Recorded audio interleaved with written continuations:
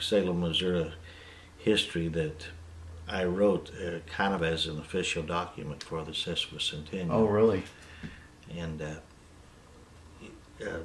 course, Dent County was organized in 1851, and it was taken out of Crawford County mostly, and small parts from Texas and so it was a bigger Shannon County. It was most of Dent County was Crawford County until 1851, and of course it was named for the first state representative for the county was Lewis Dent, and it was he named it. Actually, he lived on the Merrimack Valley where Dent's Ford is known as today, and the first court in the county was held right here around Salem at the old Abner Wingfield log cabin, which is about a half-mile northeast of present Salem.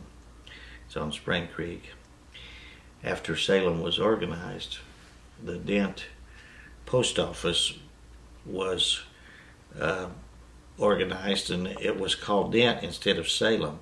This was in 1853, and Jimmy Orchard, Uncle Jim Orchard, was the first postmaster. That's the house where Mark Bottomley has bought on MacArthur Avenue. That's the original Orchard home. And he was followed by John Livesey in August 1859, and Alphas Williams in April 1862. That was the first postmasters of Salem. The post office was discontinued December 29th, 1863 during the Civil War, and it actually remained closed until 1866 when James Orchard was again made the postmaster. The first courthouse was a brick structure about 24 by 40 feet, and it was erected a few feet from the present courthouse. It was built by a guy named J.T. Garvin. It was built for $800 was the contract, and that was in 1852 and 1853. It was used until the Civil War closed its operations. The courthouse was used as military headquarters in the Civil War and in the Federal Army, and then it was burned in 1864. And after that, another courthouse was erected about 24 by 36, and plans for the present courthouse started in March 30th, 1870.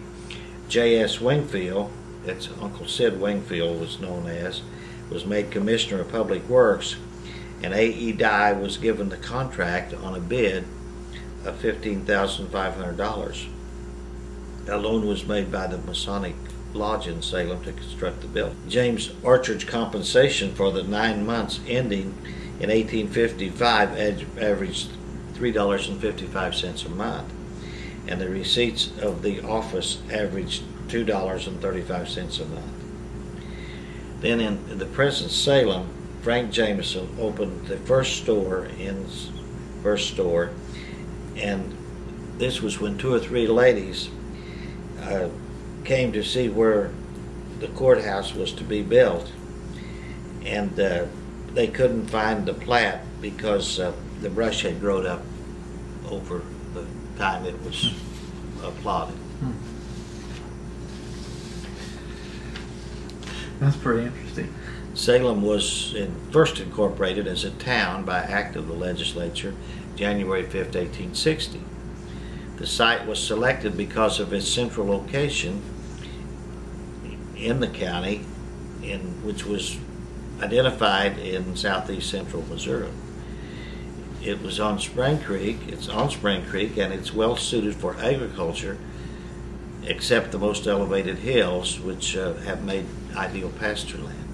It provided many springs, good hunting and fishing, with good timber land for building. And Salem was named for David Henderson, by David Henderson, after his native home in Salem, North Carolina.